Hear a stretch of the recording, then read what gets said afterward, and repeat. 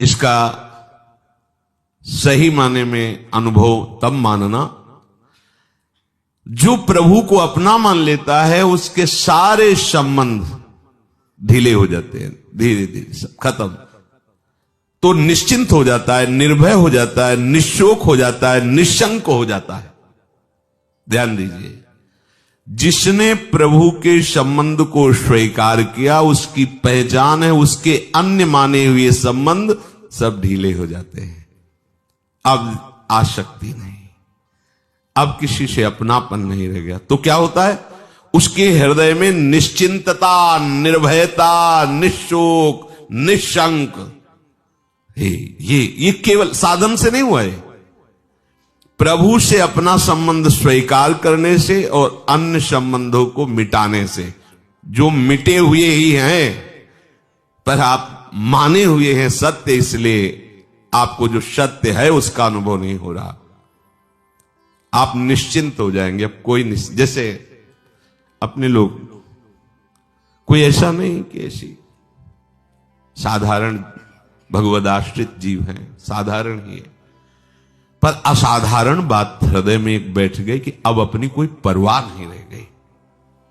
हमें नरक मिलेगा कि स्वर्ग मिलेगा, निकुंज मिलेगा कि क्या मिलेगा और क्या जाएगा, अब क्या होगा, कोई प्रश्न नहीं रह गया है।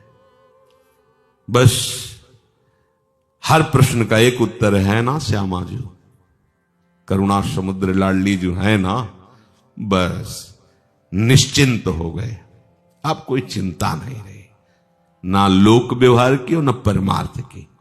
पारमार्थ व्यवहार बनो कि ना बनो, निश्चिंतता, निर्भय।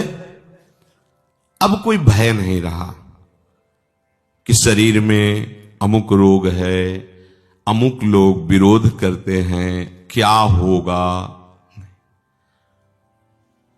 वही होगा जो श्यामाजू ने पहले से विधान कर दिया है।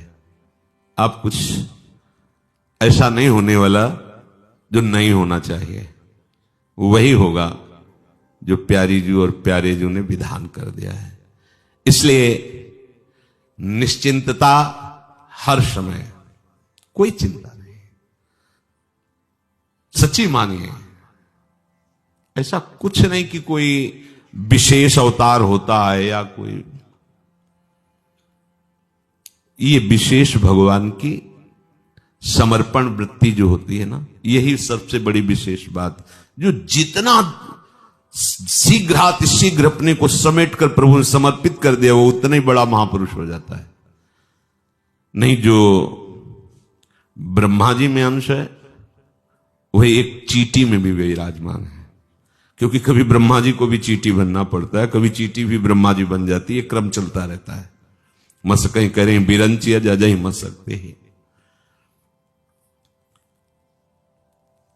निश्चिंतता अगर आपके हृदय में नहीं आई तो आप मुख से कहते हैं श्यामाजू हमारी है, पर अंदर से आपने असत संबंधों को सजा रखा है। देख लीजिए, ये वाणी का केवल विषय नहीं है, ये हृदय का विषय है।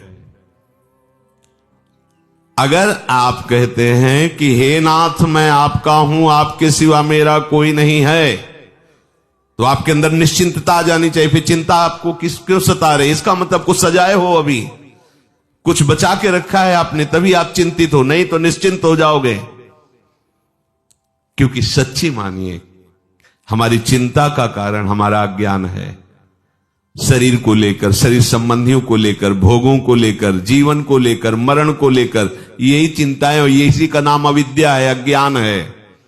अब हमारे जीवन भी प्रभु है, हमारा मरण भी प्रभु है। कोई कहते हैं मरण प्रभु कैसे हो सकते हैं? तो विभूतियों में वर्णन किया है कि सब कुछ हरण करने वालों में मैं मृत्यु हूं, तो मेरा प्रीतम श्री कृष्ण आ रहा है आलिंगन करने मृत्यु रूप से। अब क्या चिंता है? जिसके लिए पूरा जीवन व्यतीत किया आ रहा है, अब क्या चिंता है? तुम्हारे लिए मृत्यु होगी, मेरे लिए मेरा प्रीतम है, अब क्या चिंता है? निश्चिंतता उसके रोम रोम में भर जाती है। दूसरा, निर्भयता। किससे भय करे? बड़े से बड़े भयावह रूप में मेरा प्रभु विराजमान है, अब क्या भय करना है? नहीं होता भय। जब तक कुछ अपना माने हुए तब तक मेरा शरीर, तो भयभीत हो जाओगे। दो प्रकार का भय होता है, एक विचार भय और एक होता है स्वाभाविक भय। स्वाभाविक भय शरणागत में भी होता है। जैसे हम सत्संग करें, बड़ी जोर की आवाज, अभी आंख कुछ हो, एकदम ऐसे हो जाएगा, ये सबके शरीर में होगा।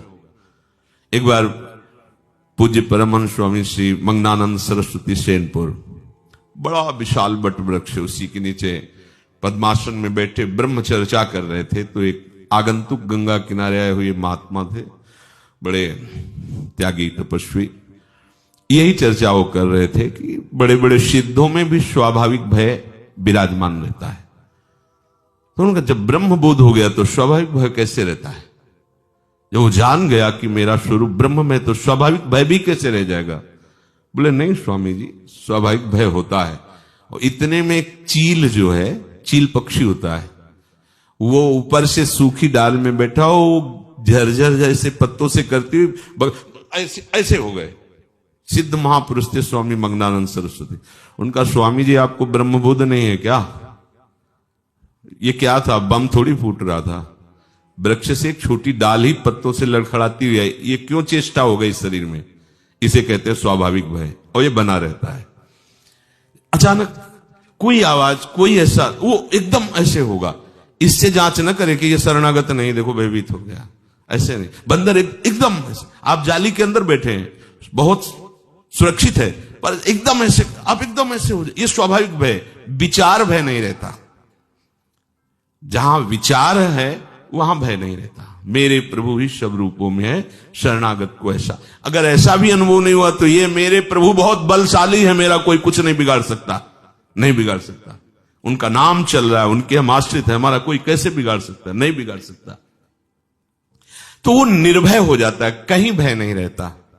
सबसे बड़ा भय होता है मरने की बात सुन करके, होता है। जब तक ठिकाने पे नहीं पहुंचा जाता तब तक भय, तो सोचो मरना है, जिनसे हम प्यार करते हैं वो सब छूट जाएंगे, शरीर संबंधी वो एक बार घबराहट पैदा हो जाएगी। आप सोचो, अगर आपको अभी कोई सूचना दे दे कि आप 2 दिन में मरने वाले हो, हालत खराब हो जाएगी। अब मृत्यु एक ऐसी सूचना है जिसमें सबके होश उड़ा देती है, सबके होश उड़ा देती है। ये मृत्यु एक ऐसी भय है, इससे कोई मुक्त नहीं हो सकता। वही मुक्त हो सकता है जो भगवान में तन्मय हो गया है, भगवान में स्थित हो गया, भगवत परायण उपासक ही मृत्यु से जब मृत्यु की बात आती है, ये सोच आता है कि अभी तो हमें ध्यान करना पड़ता है, अभी तो हम भाव करते हैं, और शरीर छूटेगा तो हम अपनी प्रियाजू के पास पहुंच, कितनी खुशी होगी। ये बहुत अच्छी बात, जब छूटेगा ना तो हम प्रियालाल के समीप पहुंच जाएंगे, उनकी सेवा में पहुंच जाएंगे, अपने प्यारी जू का, जिनका हम गान कर रहे हैं, जिनका चिंतन कर रहे हैं, उनसे मिलना होगा। ऐसे उपासक की मृत्यु जानते हो कैसा होता है? स्वप्न से जागरण या जागरण से सुषुप्ति, ऐसा समझ लो। एक स्वप्न है और उसमें जागा तो निकुंज पहुंच गया, या एक ये जागरण है, उसमें गाढ़ निद्रा आ गई, आंख खुला तो देखा प्रियालाल के समीप पहुंच गए। अब मृत्यु भयावह नहीं रहेगी, अब उसको कोई भय नहीं छू सकता। अगला है निशोक हो जाता है। कौन? जो प्रभु से अपना संबंध मानकर सारे संबंध मिटा देता है। अब शोक किस बात का? आज बहुत सी वस्तुएं हैं, अगर ये नष्ट हो गई तो कैसे चलेगा?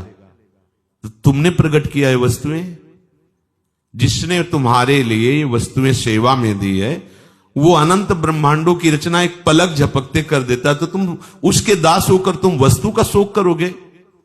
हो ही नहीं सकता शोक।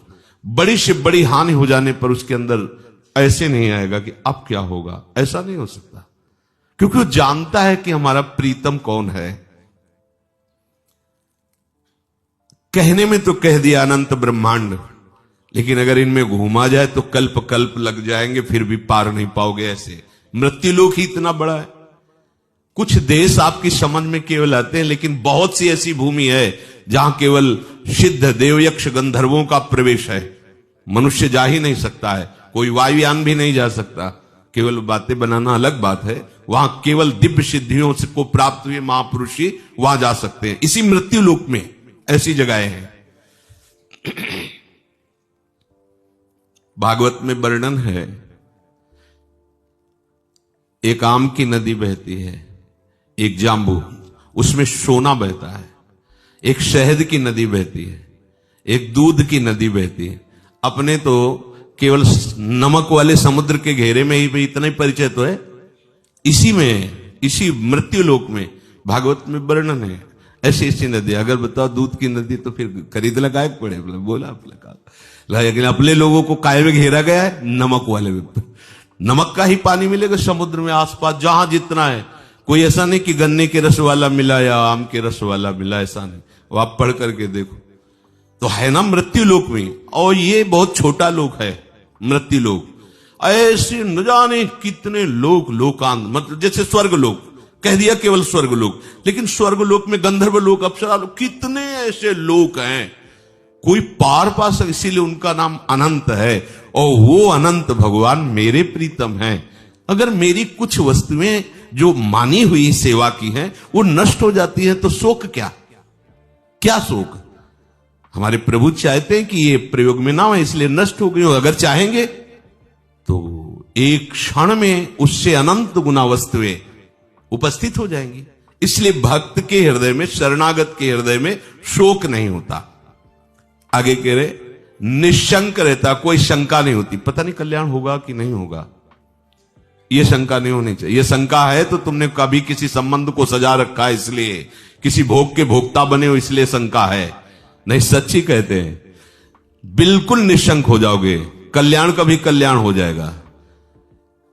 अगर शंका है कि पता नहीं मेरा कल्याण होगा कि नहीं, तो दो बातें ढूंढ लो, किसी भोग में सुख भोग रहे हो और किसी संबंधी को सजा रहे हो। अगर ये दो बातें, तब ये शंका है। अगर ये नहीं है तो निशंक हो जाओगे। ब्रह्मभूता प्रसन्नात्मान शोचति न कांक्षति समाः सर्वेषु भूतेषु मद भक्तिम लभते पराम। अब उस उपासक के हृदय का क्या आनंद होगा जो निश्चिंत है, निर्भय है, निशोक है और निशंक है। ये उसी का होता है जिसने सारे संबंध मिटाकर, मिट तो जाएंगे ही, छिन तो जाएंगे ही। तो गोस्वामी जी कह रहे हैं अंत ही तो ही तजेंगे पामर, तू न तजय वहीं ते। अरे तू अभी से मान ले तो तू मुक्त हो जाएगा, और छिन तो सब जाएंगे, तू यहां से कुछ नहीं ले जा सकता। महान सम्राट सिकंदर, महान बलशाली विजेता, जिसने परास्त पराजय का मुंह कभी नहीं देखा था। कुछ संत जन जे ही सिकंदर उस रुकिए, आदर करता था संतों को, उतरकर नमन किया।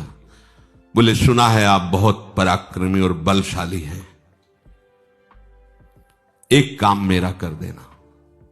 ये हमारा जो वस्त्र है फट जाता है तो उसका प्रयोग करने के लिए मैं सुई रखता हूं, सिल लेता हूं। ये सुई सुनते हैं परलोक में नहीं मिलेगी, और आप बलशाली हो, ये सुई पहुंचा देना, इतना आप प्रयोग कर लो अपने बल का कि ये सुई पहुंचा देना। तो उसने कहा कि परलोक जाने पर सुई क्या, कुछ नहीं जाता, आपको ज्ञान है? बोले हाँ इतना तो है कि कुछ नहीं।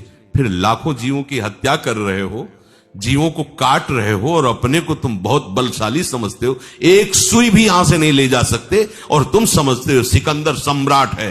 क्या तुम? उसी समय से युद्ध बंद कर दिया और कहा जब सिकंदर मरे तो उसके विमान से दोनों हाथ ऐसे कर देना जिससे सब लोग देखें कि महापराक्रमी बलशाली सिकंदर एक सुई भी नहीं ले जाना, एक सुई भी ले जाने में समर्थ नहीं है यहां की। तो अंत ही तो ही तजेंगे पामर, तू न तजय वहीं ते मन पचितई है अवसर बीते।